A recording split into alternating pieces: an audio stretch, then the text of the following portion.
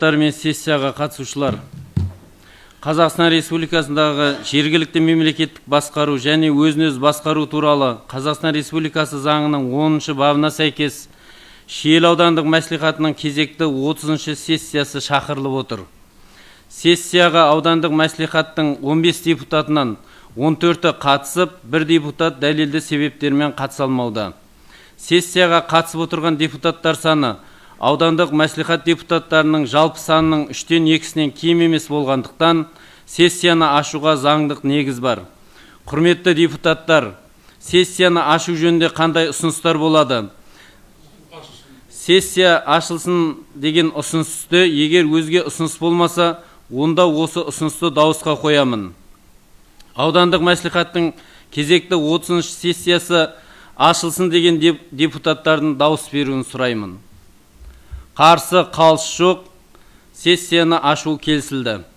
Қазақстан Республикасындағы жергілікті мемлекеттік басқару және өзін-өзі басқару туралы Қазақстан Республикасы заңының 11-ші бабына сәйкес аудандық мәслихаттың кезекті 30-шы сессиясын ашық деп жариялаймын.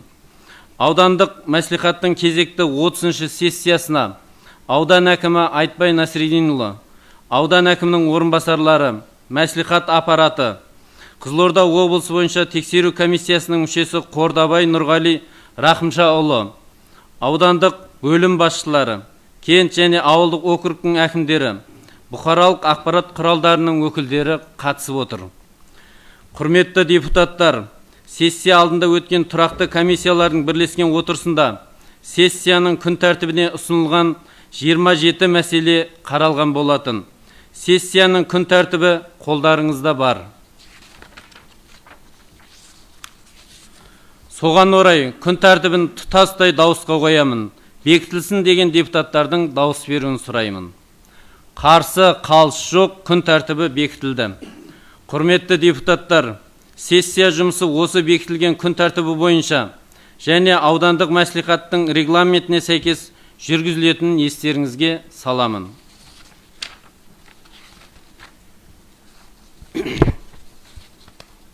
Құрметті әріптестер, енді сессия жұмысына кірісеміз. Күн тәртібіндегі бірінші мәселе бойынша 2024 жылға арналған аудандық бюджеттің атқарылуы жөніндегі есеп туралы мәселе бойынша хабарлама жасау үшін сөз Шиелі ауданының экономика және қаржы бөлімінің басшысы Жұмаділ Маратжан Асқарбекұлына беріледі.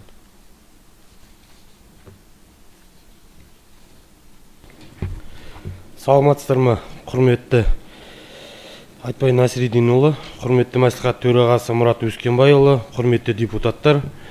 Шиелі ауданының әлеуметтік экономикалық даму туралы Шиелі ауданының жалпы жер көлемі 3239-да 755 мың гектар. 2024 жылы ауданда 33 елді мекеннің барлығы 86.102 адам, оның ішінде кент орталығында 36.631 адам, ауылдық елді мекендерде 49.471 адам. Экономикалық тұрғыда белсенді халық саны 36.501, жұмыспен қамтылған адам 34.668, оның ішінде жалдамалы қызметкерлер 17.668, өзін-өзі жұмыспен қамтығандар 17 мың. Жұмыссыздық деңгейі 5%-ді құрайды, 1833 адам. 2024 жылы ауданды экономикасына тікелей ықпал ететін барлық макроэкономикалық көрсеткіштерде айтарлықтай өсім қалыптасып, облыс аудандар бойынша 3-ші орында иелендік. Атап айтар болсам, өнеркәсіп өнім көлемі 127.4%-ға, өңдеуші өнеркәсіп көлемі 143.3%-ға, ауыл шаруашылық жалпы өнімі 106.2%-ға, пайдалануға берілетін тұрғын үй көлемі 112.9%-ға, құрылыс жұмыстарының көлемі 116.7%-ға, инвестиция тарту 124.4%-ға, бөлшек сауда көлемі 105.5%-ға. 2024 жылы аудан бюджеті 2024 жылы кірістердің түзетілген болжамы 13 миллиард 859 миллион 250 мың теңгені түзетілген бюджет 14 миллиард 325 миллион 349 мың теңге. Шығыстар бойынша бекітілген болжам 13 миллиард 859 миллион 250 мың теңгенің 17 миллиард 170 миллион 614 мың теңгені түзетіліп, 2025 жылдың 1 қаңтарына 17 миллиард 165 миллион 925 мың теңгеге немесе 100%-ға орындалып, 4 миллион 689 мың теңге бюджет қаражатынан үнемделулерден игерілмей қалған қаржы. Бюджет кредиттер бойынша түзетілген жоспар 618 миллион 410 мың теңге, 2025 жылдың 1 қаңтарына 618 миллион 410 мың теңге немесе 100%-ға орындалған. Бюджет кредиттерді өтеу бойынша түзетілген жоспар 631 миллион 282 мың теңге, 2025 жылдың 1 қаңтарына 266 миллион 232 мың теңге орындалып, 115-2%-ға атқарылды. Қарыздардың түсімі бойынша түзетілген жоспар 2 миллиард 941 миллион 273 мың теңге болса, ол 2025 жылдың 1 қаңтарына 2 миллиард 941 миллион 273 мың теңге 100%-ға түскен. Ал қарыздарды өтеу бойынша түзетілген жоспар 231 миллион 282 мың теңге болса, 2025 жылдың 1 қаңтарына толық 100%-ға орындалған. 2025 жылдың 1 қаңтарына аудан бойынша 990 миллион 927 мың теңге аудан бюджетінің қаражаттары қалдықтары қалыптасты.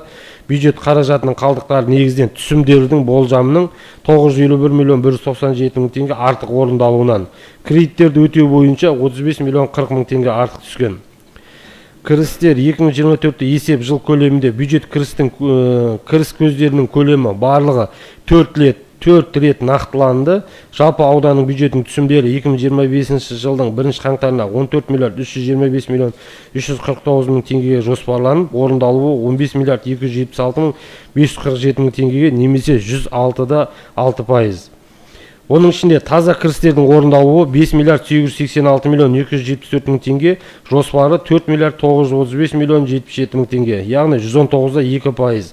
Облыстан алған ресми трансферттер 9 миллиард 390 миллион 272 мың теңгені құрады, яғни 100%-ға түскен. Оның ішінде ағымдағы нысаналы трансферттері 2 миллиард 12 миллион 104 мың теңге. Нысаналы даму трансферттердің жоспары 3 миллиард 113 миллион 149 мың теңге. Субвенция көлемі 4 миллиард 263 миллион 341 мың теңге болса, олды да толығымен түскен. Төртінші деңгейлі бюджет 1 миллиард 1 миллион 78 мың теңгенің толығымен жоспарланып түскен.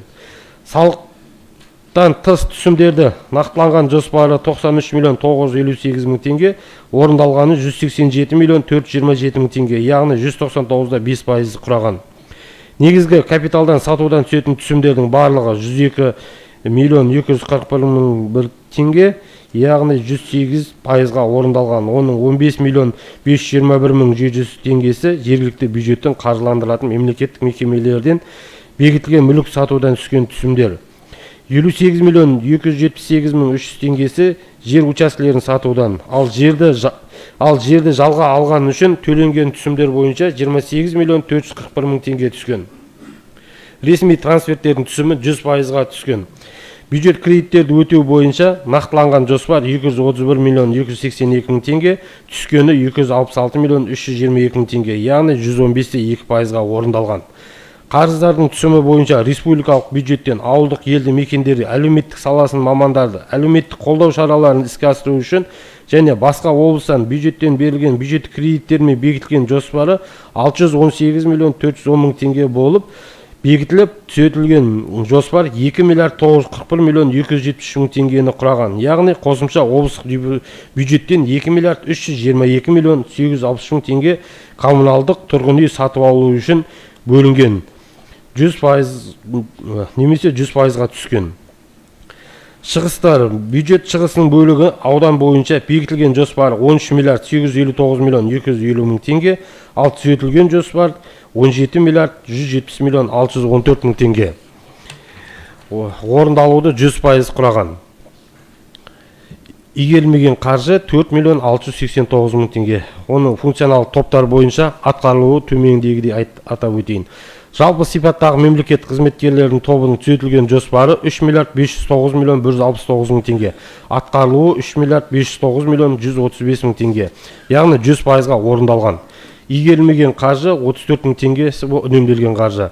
Қорғаныс тобының шығындарынан түзетілген жоспары 12 миллион 617 мың теңге, атқарылуы 12 миллион 616 мың теңге, яғни 100%-ға орындалған. Игерілмеген қаржы 1000 теңге, ол да үнемделген қаржы.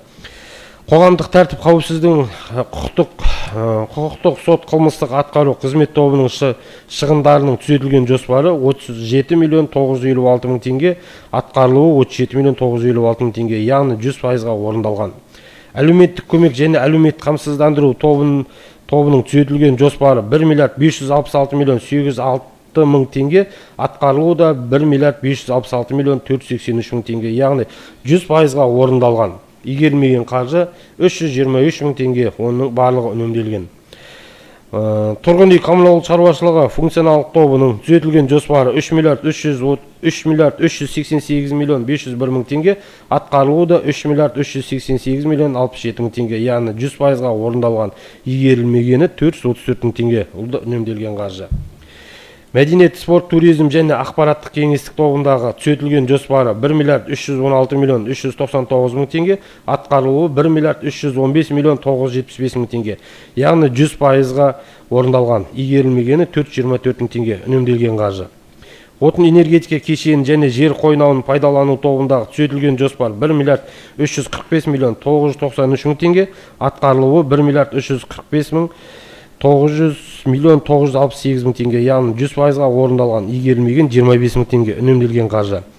Ауыл, су, орман, балық шаруашылығы ерекше қорғалатын табиғи аумақтардың қоршаған ортаны және жануарлар дүниесін қорғау жер қатынастары тобының түзетілген жоспары 311 миллион 548 мың теңге, атқарылуы 311 миллион 528 мың теңге, яғни 100%-ға орындалған. 19 мың теңге үнемделген қаржы. Өнеркәсіп, сәулет және қала құрылыс қызметі тобындағы түзетілген жоспар 219 миллион 942 мың теңге, атқарылуы 216 миллион 721 мың теңге, яғни 98-де 5%-ға орындалған. Игерілмегені 3 миллион 221 мың теңге, оның барлық үнемделген қаржы. Көлік және коммуникациялық тобындағы түзетілген жоспар 996 миллион 658 мың теңге, атқарылуы 996 миллион 652 мың теңге, яғни 100%-ға орындалған. Игерілмеген қаржы 6 мың теңге, үнемделген қаржы олдар. Өзгелер тобы бойынша түзетілген жоспар 915 миллион 535 мың теңге, атқарылуы 915 миллион 335 мың теңге, яғни 100%-ға орындалған. Игерілмегені 201 мың теңге. 200 мың теңгесі резервтің қаржысы. Борышқа қызмет көрсету тобы бойынша түзетілген жоспар 125 миллион 624 мың теңге, атқарылуы 125 миллион 624 мың теңге, яғни 100%-ға орындалған. Трансферттер тобы бойынша түзетілген жоспар 3 миллиард 423 миллион 867 мың теңге, атқарылуы да 3 миллиард 423 миллион 867 мың теңге, яғни 100%-ға орындалған трансферттер бойынша. Бюджет кредиттер бойынша түзетілген жоспар 618 миллион 410 мың теңге, атқарылуы да 618 миллион 410 мың теңге, 100%-ға орындалған. Қарыздарды өтеу бойынша түзетілген жоспар 231 миллион 282 мың теңге, атқарылуы да 231 миллион 282 мың теңге, 100%-ға орындалған. Жыл көлемінде ауданда жергілікті атқарушы органдағы резервтің барлығы 200 мың теңге қаржы қаралған, алайда сұраныс түспеуіне байланысты үнемделген қаржы. Республикалық бюджеттен бөлінген трансферттер бойынша түзетілген жоспар 2 миллиард 166 миллион 409 мың теңге, атқарылуы да 2 миллиард 166 миллион 409 мың теңге, яғни 100%-ға орындалған. Облыстық бюджеттен бөлінген трансферттер бойынша түзетілген жоспар 2 миллиард 959 миллион 445 мың теңге, атқарылуы да 2 миллиард 959 миллион 442 мың теңге, яғни 100%-ға орындалған. Игерілмеген теңге 3 мың теңге, яғни оның 2 мың теңгесі аудандық тұрғын үй коммуналдық шаруашылық көлігі және автомобильдер жолдар бөлімінен үнемделген, қалған 1000 теңгесі құрылыс, сәулет және қала құрылыс бөлімінен үнемделген қаржы. Бюджет кредиттер бойынша Қазақстан Республикасының ұлттық экономика министрінің 2014 жылы 6 қарашадағы нөмір 72 қаулысына ауылдық елді мекендерге жұмыс істеуге және тұруға келген денсаулық сақтау, білім беру, әлеуметтік қамсыздандыру, мәдениет, спорт және агроөнеркәсіп кешеніндегі саласындағы мамандарға, ауылдар, кенттер, ауылдық округтер әкімдерінің аппараттарына, мемлекеттік қызметшілер әлеуметтік қолдау шараларын ұсыну қағидаттарын бекіту туралы бұйрығының негізінде ауылдық елді мекендерге әлеуметтік сала мамандарына әлеуметтік қолдау үшін 2024 жылы республикалық бюджеттен 618 миллион 410 мың теңге қаржы қаралып, толығымен 100%-ға игерілді.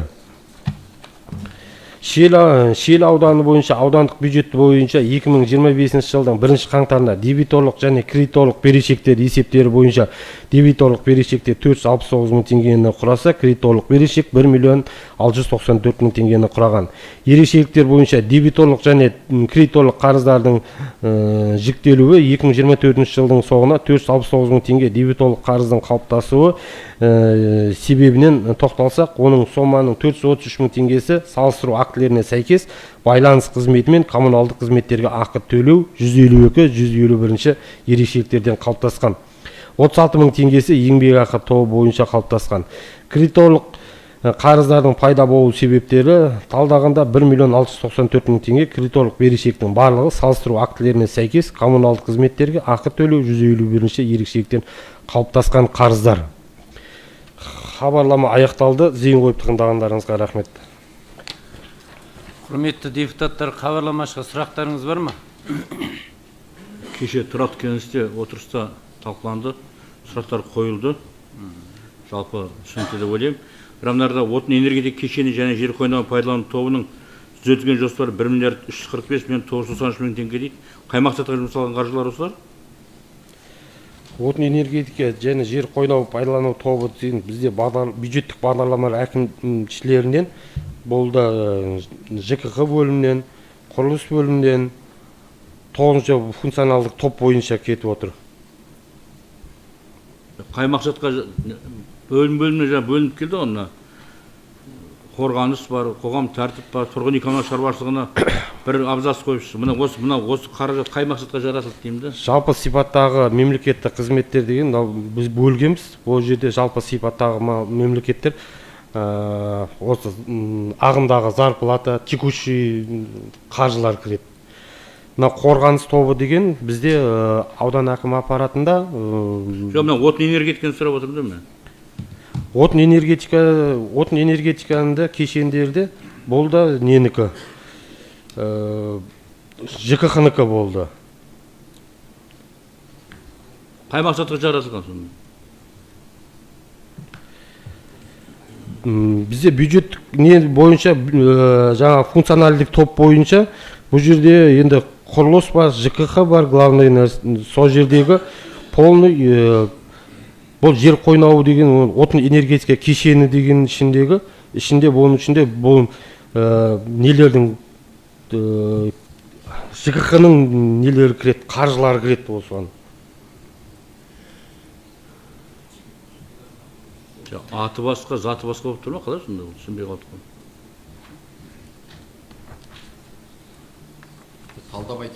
Талдап айтып берсеңізші. Бір 500 миллион мында кетті, 300 миллион мында кетті. Мен жалпы мына жер аты басқа болып тұр да, заты басқа болып тұр да.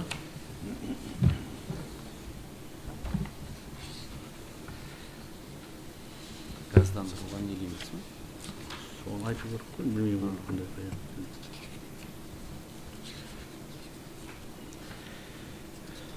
Бұл енді общий тұрғын үй коммуналдық шаруашылық недегі отын энергетика кешенде бізде қазір қаулы астында қаулы болмай тұрды.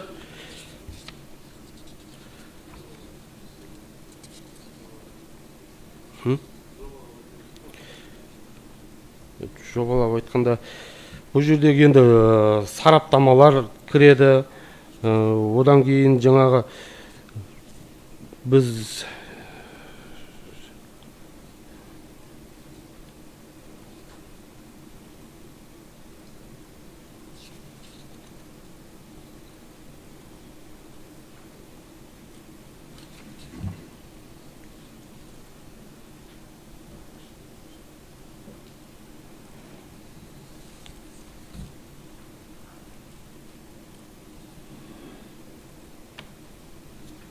Талдап жауап берер сонда, жазбашы түрде. Қазір қосымша жауап беріп жүрмін. Тағы да сұрақтарыңыз бар ма? Жақсы, рахмет. Қосымша хабарлама жасау үшін сөз Қызылорда облысы бойынша тексеру комиссиясының мүшесі Нұрғали Рахымжанұлына беріледі.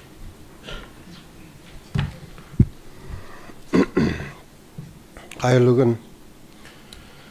Құрметті әріптестер, құрметті Айтбай Насреддинұлы, құрметті Мұрат Өскенбайұлы, құрметті депутаттар, Қызылорда облысы бойынша тексеру комиссиясы мемлекеттік аудит және қаржылық бақылау туралы заңына сәйкес Қызылорда аудандық бюджетінің және Шиелі ауданының кентінің және 22 ауылдық округінің атқарылу туралы есебіне қорытынды жасалып сіздерге жолданды. Сондықтан мен қысқаша негізгі мәселелерге тоқталып өтейін. Үшінші слайдты қойып жіберсеңіз. 24 жылға арналған ауылдық округтердің бюджеттерінің кірістері мен шығыстары бойынша параметрлары толық көлемде орындалған.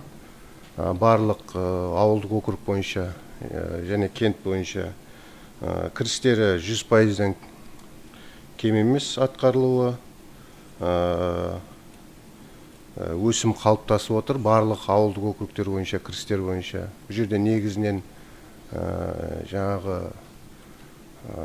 табыс салығы, жер салығы, көлік салығы, мүлік салығы солардың есебінен артығымен орындалып отыр. Шығындары да 100%-ға атқарылған барлық ауылдық округ бойынша. 4-ші слайд. 5-ші слайд. Кентпен 22 ауылдық округ бойынша дебиторлық кредиторлық берешектері бойынша талдау жасасақ, бұл жерде жалпы 22 ауылдық округ пен кент бойынша барлығы 2 миллион 325 мың теңгеге дебиторлық берешек қалыптасқан. Бұл дебиторлық берешектің негізінен қалыптасып отқан себебі барлық ауылдық округ бойынша мына коммуналдық қызметтер бойынша төлемақыларын алдын ала төлегеннің алдын ала төлеу арқасында қалыптасып отыр. 6-шы слайдты қойып жүріңіз. Сонымен қатар осы ауылдық округтердің есептерін талдау барысында біз тексеру комиссиясы мына аудандық ауыл шаруашылық және жер қатынастары бөлімдері мен аудандық ветеринария, аудандық кірістер басқармаларына сұраққа сұратылып, мына Шиелі аудандық ауыл шаруашылық жер қатынастары бойынша жер көлемдері бойынша сұраныс сұратқанбыз. Мына 4-ші слайдта, 6-ші слайдта көріп отырсыздар. 6-ші слайд. Сәйкестіктер анықталмайды. Өйткені бірдей емес. Аудандық жер қатынастарында бөлек данный, ауылдық округтердің беріп отқан мәліметтер бөлек. Осы ауылдық округ әкімдері көрсін деп әдейі көрсетіп отыр. Барлық ауылдық округ әкімдерінде осындай сәйкестік келмейді. 7-ші слайд. Мал басы саны. Ветеринария станцияларынан да сұраттық. Мал басы саны. Ірі қарасы болсын, жаңағы қой болсын, солар бойынша да сәйкестіктер анықталды, сәйкессіздіктер. Ауылдық округ басқа мәлімет береді. Ветеринариялық станциясына басқа мәлімет. 8-ші слайд. Кірістер басқармасына алынған мәлімет жалпы кәсіпкерлер саны тіркелген. Бұл жерде де сондай. Алшақтықтар көп. Барлық ауылдық округ әкімдері көріп отырсыздар ғой. Сондықтан осы ескертпелерге мән берсеңіздер, ауылдық округ әкімдері. Мен 2 жыл болды, былтырда талдау жасалды, биыл дұрыстала меден, биыл да осы екінші рет қайталанып тұр. Сондықтан келесі жылға осы ескертпелер назарға алынып, алдағы уақытта болдырмау шаралар жасасын деп айтқым келеді, тапсырғым келеді. Мынау 3 бөліммен неғылып, өздеріңіз мамандарыңыз бар, солармен салыстырып, актілерін жасап, сәйкестендіргендеріңіз дұрыс болады деп ойлаймын. Енді осы ескертпелер назарға ала отырып, жалпы ауылдық округтердің бюджетін атқаруын қанағаттанарлық деп баға беріп отырмыз. Тексеру комиссиясы бағалауға болады. Енді аудандық бюджетке келетін болсақ, жалпы жаңа әріптесім айтып өтті, барлық макро әлеуметтік экономикалық даму ауданның жоғары деңгейде, облыс бойынша қаладан кейінгі орындарды алып келеді. Құрылыс саласы бойынша, ауыл шаруашылығы бойынша бірінші орында 9-шы слайд. Халық санынан да өсім қалыптасып отыр. Жалпы ауданның мектепке дейінгі балалар ұйымдарда, мектеп болсын, туу мәселесі болсын, барлық көрсеткіштер бойынша аудан жоғары деңгейде, көрсеткіштер жақсы. 9-шы слайдты қойып жүріңіз. 10-ды. Жаңағы әріптесім айтып өтті. Бұған тоқталмай-ақ қояйын. Енді ауданның даму жоспарымен бекітілген нысаналы индикаторлар бар. Сол бір нысаналы индикаторға қол жеткізілмей қалыпты. Осы нысаналы индикаторды алдағы уақытта қол жеткізу мақсатында жұмыс жасаған дұрыс деп ойлаймын. 11-ші слайдты қойып жүріңіз. Инклюзивті білім беру үшін жағдай жасаған білім беру ұйымдарының үлесі бойынша орта білім беру ұйымдарында 94,1% болса, нақты орындалған 86% екен. Осыған мән берсеңіздер. Жалпы 12-ші слайд. Аудандық бюджеттің кірістер көлемі, түсімдері барлығы жоғары деңгейде 1 миллиардқа жуық қаржы артығымен орындалған кірістер бойынша. Оның бәрін жаңа атап өттім. Корпоратив табыс салығы, жеке табыс салығы, мүлік салығы, жер салығы, көлік салығы барлық жағынан да салықтық түсімдер бойынша жоғары деңгейде, жоғары көрсеткіштерде көрсетіліп отыр. 14-ші слайдты қойып жүріңіз. 15-ші слайдты қойып жүріңіз. Жаңа мына жерде жалпы игерілуге келетін болсақ, енді бюджеттік шығыстардың аудандық бюджет бойынша 4,689,8 мың теңгеге игерілмеге қалған екен. Ол негізінен жаңа талдау барысында қарағанымыз, бұл үнемделген қаражат есебінен болып отыр, қалыптасып отыр. Жаңа әріптесімді атап өтті. 16-ші слайд. Сонымен қатар тексеру комиссиясы мемлекеттік аудит жүргізілді аудандық бюджеттің атқарылуы бойынша. Онда 21 бұзылушылық анықталды. Оның ішінде 19 бір рәсімдік бұзушылық, бір қаржылық бұзушылық және тиімсіз жоспарлау бойынша осындай кемшіліктер анықталды. Жалпы кемшіліктерге аудандық экономика және қаржы бөлімімен комиссия отырысында қаралып, өз бағасы берілді. Бұл кемшіліктер алдағы уақытта орын алмайтындай тапсырмалар, нұсқамалар ұсынылды. Енді жалпы аудандық бюджеттің атқарылуы да қанағаттанарлық деп баға береміз. Осы атқарылуына бюджеттің жалпы макроэкономикалық көрсеткіштеріне, әлеуметтік экономикалық дамуына қанағаттанады деп баға беріліп отыр тексеру комиссиясының тарапынан. Енді ұсыныстарымызды айтып кетейін. Маған айтып өттім, жаңа аудандық бюджеттер, ауылдық округтер бойынша әкімдер, жаңа ветеринария бөлімі, аудандық ауыл шаруашылығы, жер қатынастары, кірістер басқармаларымен салыстырма актілерін, салыстырма жұмыстарын жасап, мына жаңағы айтылған кемшіліктерді жұмыс жасауға тапсырылады. Енді қысқаша мен өзіміздің тексеру комиссиясының 24-ші жылдың қорытындысымен атқарылған жұмыс бойынша сіздерге хабарлама жасап кетейін. 18-ші слайдты қойып жүрсеңіз. 18. 19-ды қойып жүріңіз. Жалпы біз жоғарғы аудиторлық палатаның мемлекеттік аудит және қаржылық бақылау жүйесінің қызметін бағалау жүргізіледі.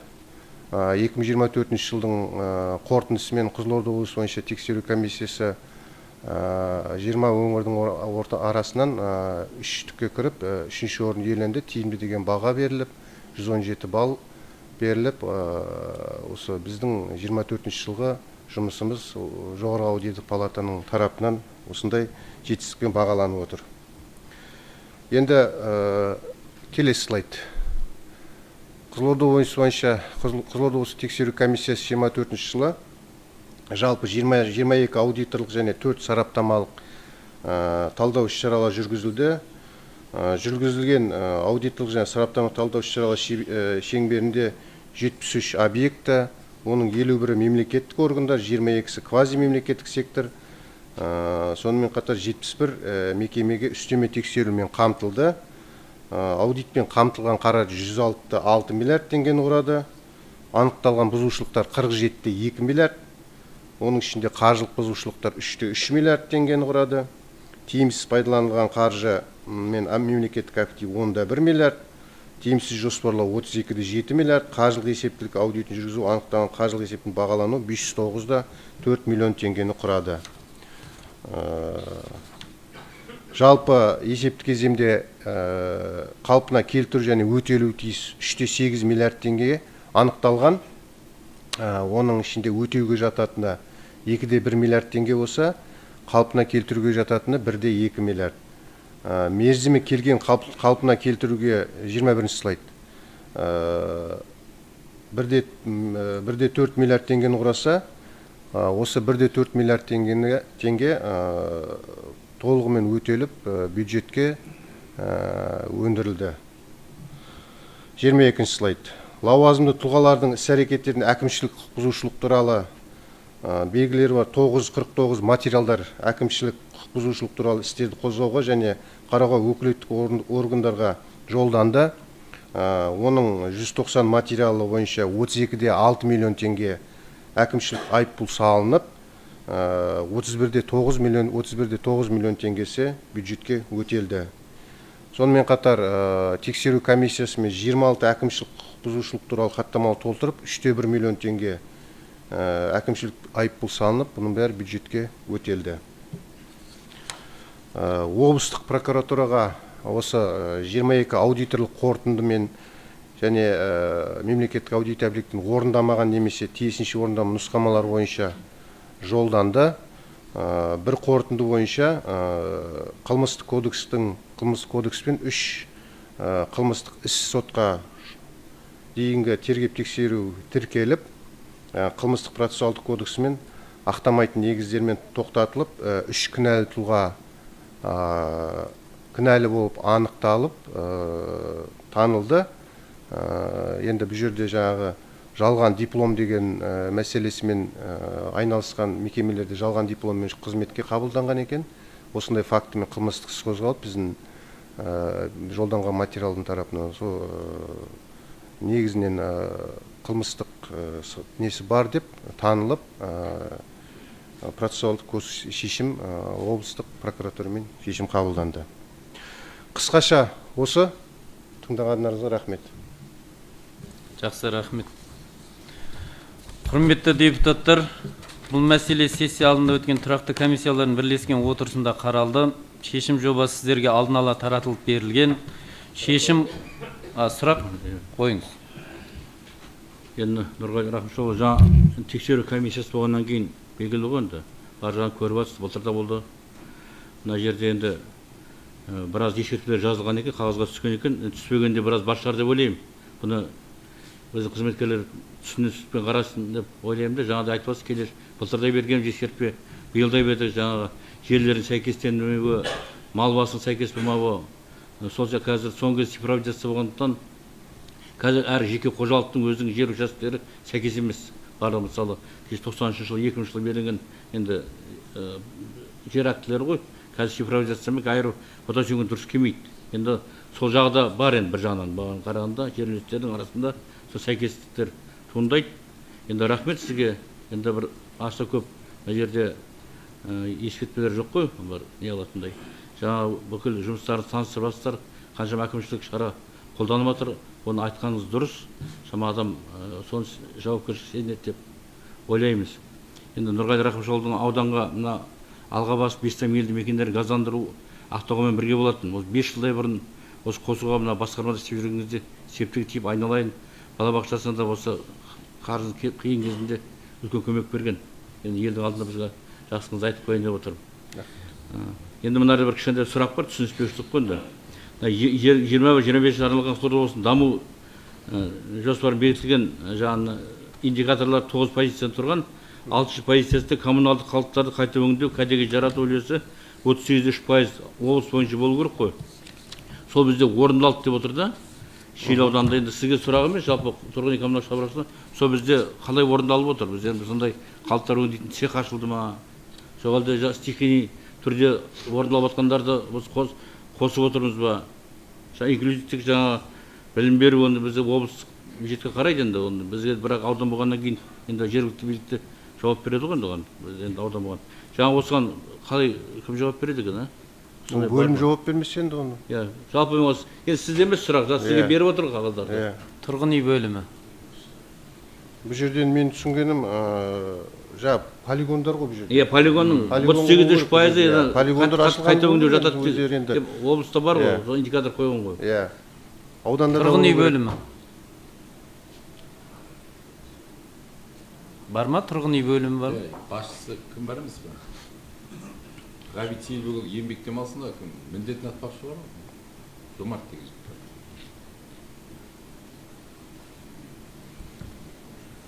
Екі сұрақ қой, екінші сұрақ жауап аламадым мен.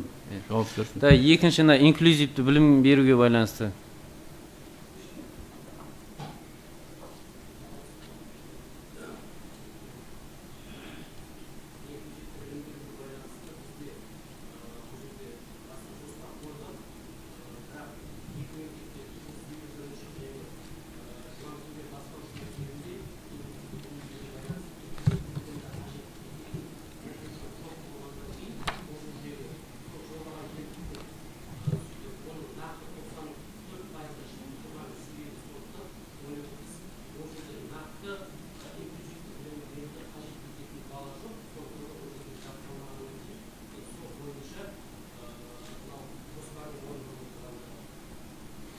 Менің осы мәселені облыстық мәслихат депутаты Аида Ибрагимқызы қатты көтеріп жүр. Мен экономика басқармасында жүрген кезде де инклюзивті баланы оқыту мәселесін, ол кісінің ұсынысы вообще Қызылорда өткенде де осы әңгіме болды, сол кісімен бір кездескенде.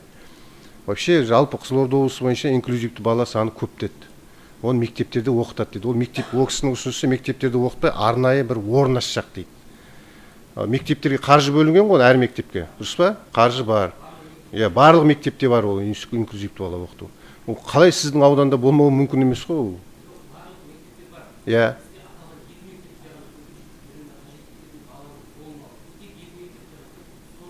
Соның есебінен осындай орындалмай тұр ма? Сөйтіп, солай. Мүмкін енді оны енді.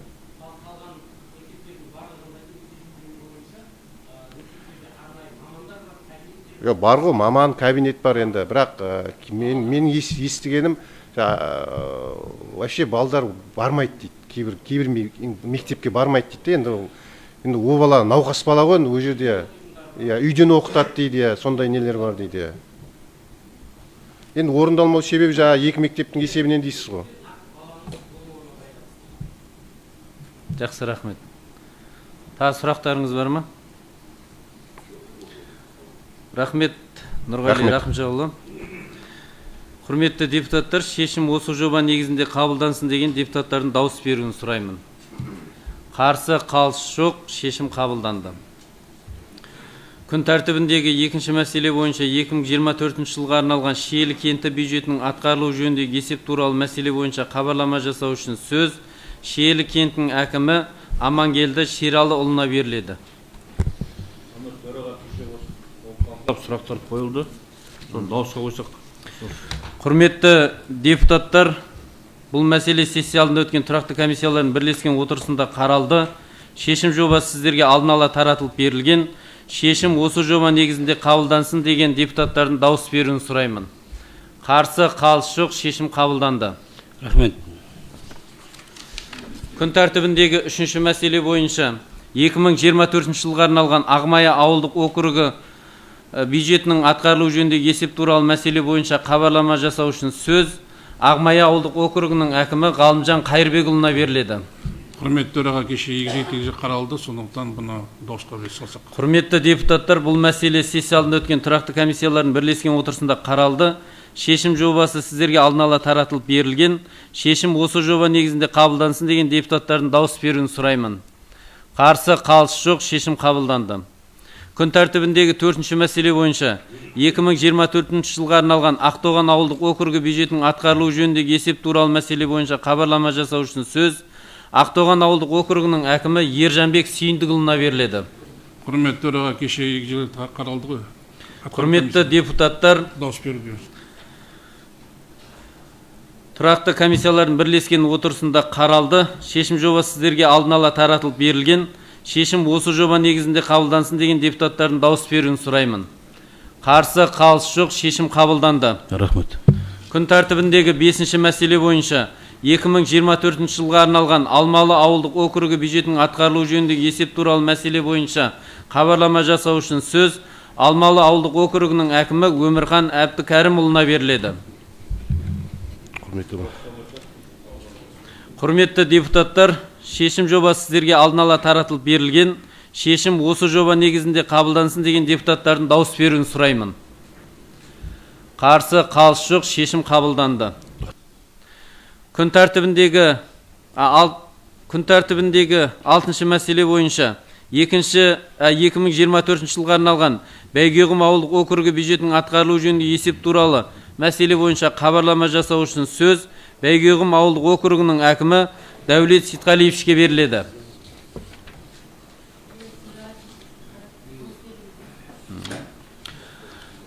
Құрметті депутаттар, шешім жобасы сіздерге алдын ала таратылып берілген. Шешім осы жоба негізінде қабылдансын деген депутаттардың дауыс беруін сұраймын. Қарсы, қалыс жоқ, шешім қабылданды. Рахмет.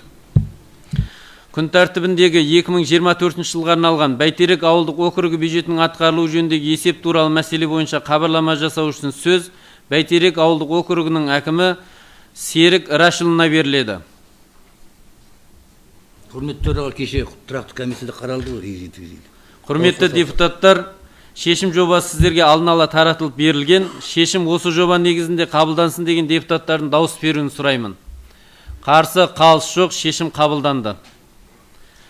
Күн тәртібіндегі 8-ші мәселе бойынша 2024 жылға арналған Бестам ауылдық округі бюджетінің атқарылуы жөніндегі есеп туралы мәселе бойынша хабарлама жасау үшін сөз Бестам ауылдық округінің әкімі Мұрат Тыныштығұлына беріледі. Құрметті депутаттар, шешім жобасы сіздерге алдын ала таратылып берілген. Шешім осы жоба негізінде қабылдансын деген депутаттардың дауыс беруін сұраймын. Қарсы, қалыс жоқ, шешім қабылданды. Рахмет. Күн тәртібіндегі 2024 жылға арналған Жөлек ауылдық округі бюджетінің атқарылуы жөнінде есеп туралы мәселе бойынша хабарлама жасау үшін сөз Жөлек ауылдық округінің әкімі Жолдасбек Мейірбекке беріледі.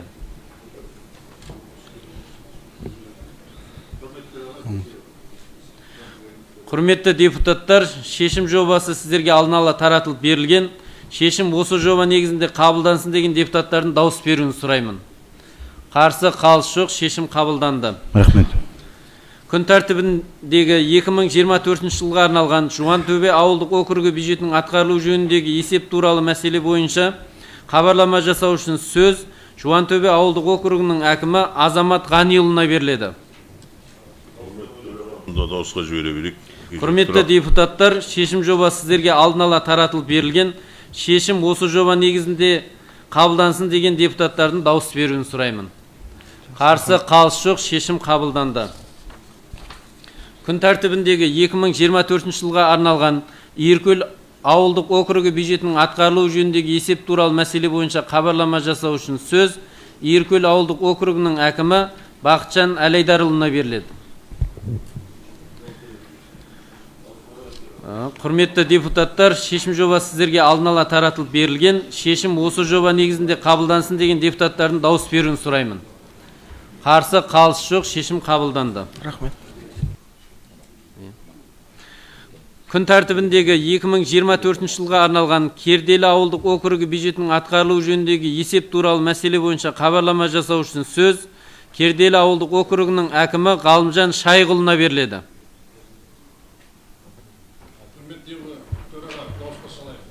Құрметті депутаттар, бұл мәселе сессия алдында өткен тұрақты комиссиялардың бірлескен отырысында қаралды. Шешім жобасы сіздерге алдын ала таратылып берілген. Шешім осы жоба негізінде қабылдансын деген депутаттардың дауыс беруін сұраймын. Қарсы, қалыс жоқ, шешім қабылданды. Рахмет.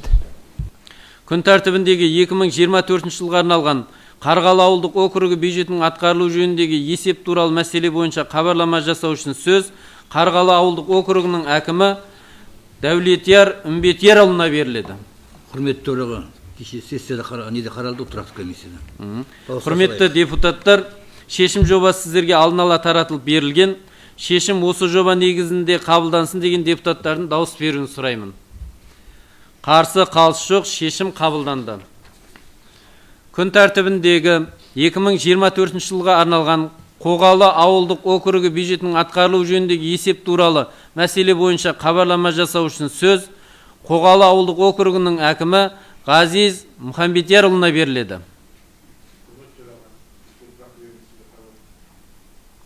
Құрметті депутаттар, шешім жобасы сіздерге алдын ала таратылып берілген. Шешім осы жоба негізінде қабылдансын деген депутаттардың дауыс беруін сұраймын. Қарсы, қалыс жоқ, шешім қабылданды. Күн тәртібіндегі 2024 жылға арналған Майлтоғай ауылдық округі бюджетінің атқарылу жөніндегі есеп туралы мәселе бойынша хабарлама жасау үшін сөз Майлтоғай ауылдық округінің әкімі Әбілқасым Әбілдәұлына беріледі. Құрметті төраға, дауысқа салайық, кеше тұрақты комиссияда қаралды. Құрметті депутаттар, шешім жобасы сіздерге алдын ала таратылып берілген. Шешім осы жоба негізінде қабылдансын деген депутаттардың дауыс беруін сұраймын. Қарсы, қалыс жоқ, шешім қабылданды.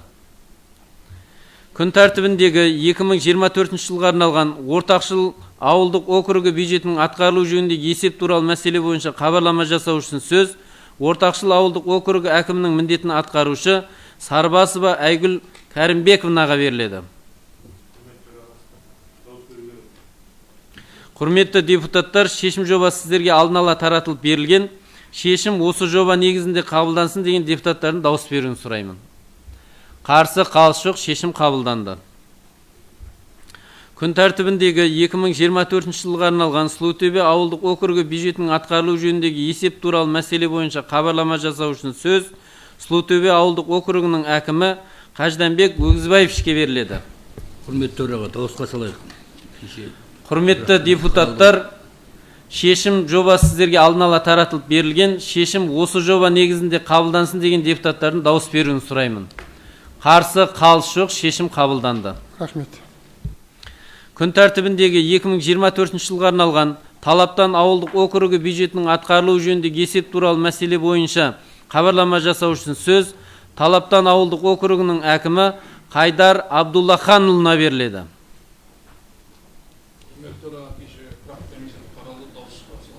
Құрметті депутаттар, шешім жобасы сіздерге алдын ала таратылып берілген. Шешім осы жоба негізінде қабылдансын деген депутаттардың дауыс беруін сұраймын. Қарсы, қалыс жоқ, шешім қабылданды. Рахмет.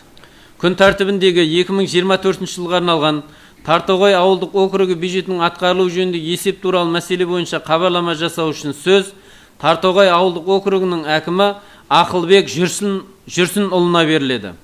Құрметті төраға, кеше тұрақты комиссияда егжей-тегжейлі қаралды ғой. Дауысқа салайық. Құрметті депутаттар, шешім жобасы сіздерге алдын ала таратылып берілген. Шешім осы жоба негізінде қабылдансын деген депутаттардың дауыс беруін сұраймын. Қарсы, қалыс жоқ, шешім қабылданды. Рахмет.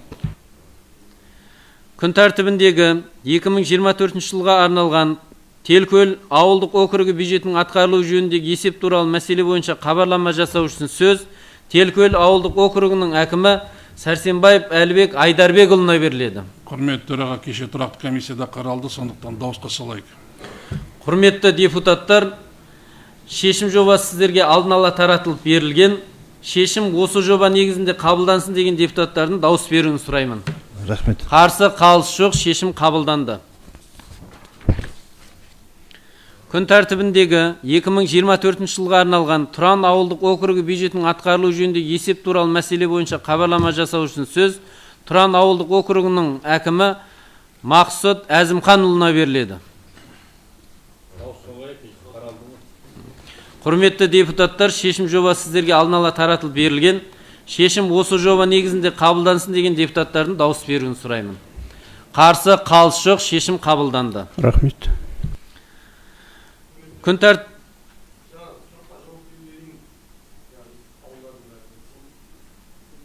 Біз бекітіп алайық та енді, сосын қосымша айтасыз. Күн тәртібіндегі аудандық мәслихаттың экономикалық мәселелер жөніндегі тұрақты комиссиясының есеп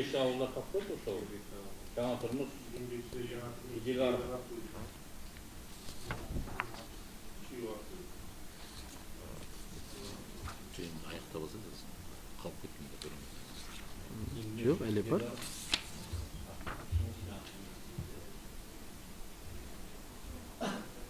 Қарғалы бар.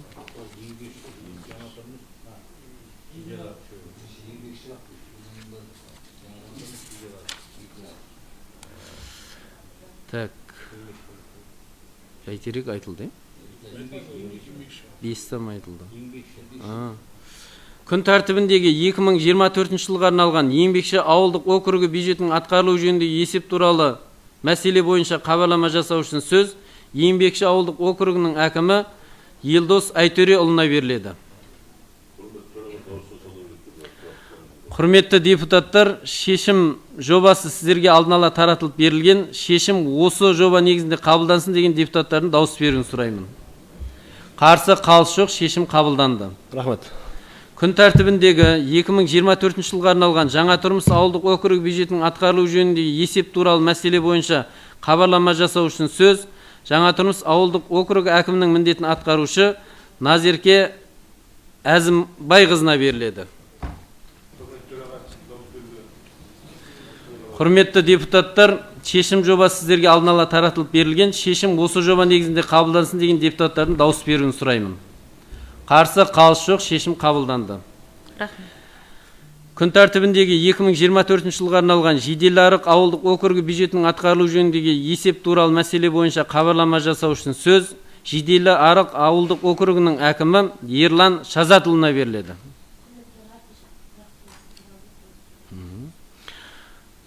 Құрметті депутаттар, шешім жобасы сіздерге алдын ала таратылып берілген. Шешім осы жоба негізінде қабылдансын деген депутаттардың дауыс беруін сұраймын. Қарсы қалыс жоқ, шешім қабылданды. Рахмет. Шөлек айтылды ғой, Еркөл айтылды, Керделі айтылды. Болды. Анадан секіріп кеткенбіз ғомыз. Слутөйде айтылды. Талаптан айтылды, Тартығой айтылды, Кербел айтылды. Тран айтылды. Күн тәртібіндегі аудандық мәслихаттың экономикалық мәселелер жөніндегі тұрақты комиссиясының есебі бойынша хабарлама жасау үшін сөз экономикалық мәселелер жөніндегі тұрақты комиссия төрағасы Қалмырза Айдарұлына беріледі. Құрметті төраға, кеше комиссия отырысында осының бәрі таныстырылды, сондықтан бірден дауысқа салайық. Құрметті депутаттар, шешім жобасы сіздерге алдын ала таратылып берілген. Шешім осы жоба негізінде қабылдансын деген депутаттардың дауыс беруін сұраймын. Қарсы қалыс жоқ, шешім қабылданды. Күн тәртібіндегі Шиелі аудандағы учаскелік сайлау комиссияларының құрамын сайлау қорытындылары жайлы аудандық мәслихаттың 2023 жылғы 28 желтоқсандағы нөмір 12-3 шешімінің қосымшасына өзгеріс енгізу туралы мәселе бойынша хабарлама жасау үшін сөз өзіме беріледі.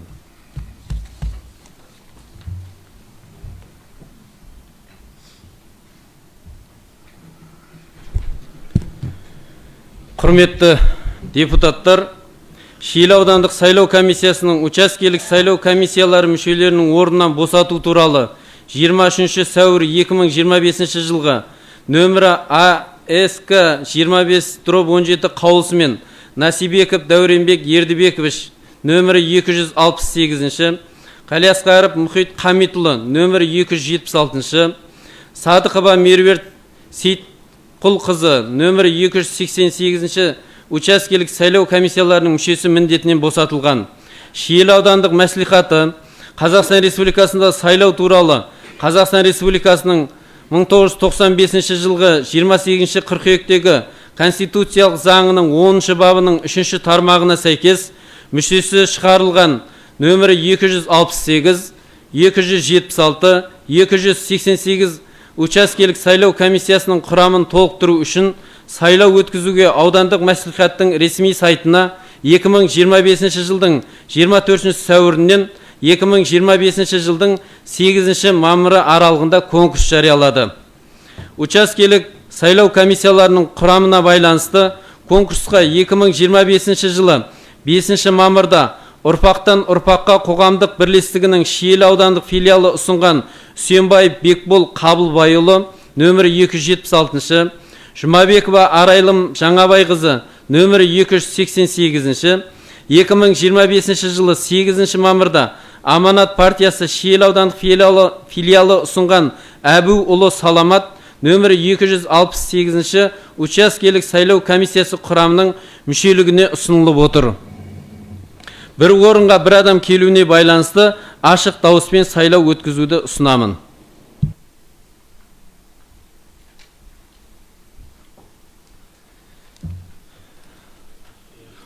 Осы ұсынылған үміткерлерге дауыс берсеңіздер. Қарсы қалыс жоқ, шешім қабылданды.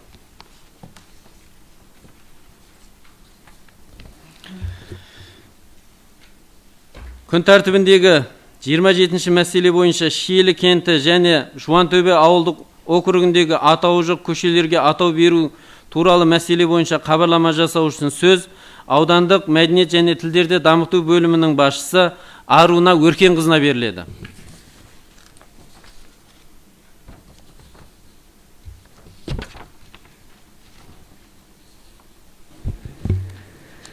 Саламатсыздар ма, құрметті Айтбай Насреддинұлы, құрметті Мұрат Өскенбайұлы, құрметті депутаттар. Ономастика саласы бойынша атау жоқ және атау қайталанатын көшелерге атау беру мақсатында 2024-2025 жылдарға жоспарланған құрамдас бөліктерге атау беру жөніндегі бекітілген жол картасын іске асыру барысында бүгінгі күнге аудандық мәдениет және тілдерді дамыту бөліміне Шиелі кенті және Жуантөбе ауылдық округінен облыстық ономастикалық комиссиясына ұсыну үшін 6 құжат келіп түсті. Шиелі кентінен көше атауын Ұлбала Алтайбайқызының атауын беруге, Алғабас ауылындағы 12-ші кварталға Сығанақ атауын беруге, Алғабас ауылындағы 16-ші кварталға Жерүйек атауын беруге, Алғабас ауылындағы 17-ші кварталға Қызылшоқ атауын беруге, Алғабас ауылындағы 20-ші кварталға Қарашоқ атауын беруге, Алғабас ауылындағы 21-ші кварталға Құшқұдық атауын беруге. Осы іс құжаттарды ұсына отырып, қолдау білдірулеріңізді сұраймыз. Құрметті депутаттар, шешім жобасы сіздерге алдын ала таратылып берілген. Шешім осы жоба негізінде қабылдансын деген депутаттардың дауыс беруін сұраймын. Қарсы қалыс жоқ, шешім қабылданды. Рахмет. Ендігі сөз аудан әкімі Айтбай Насреддинұлына беріледі. Саламатсыз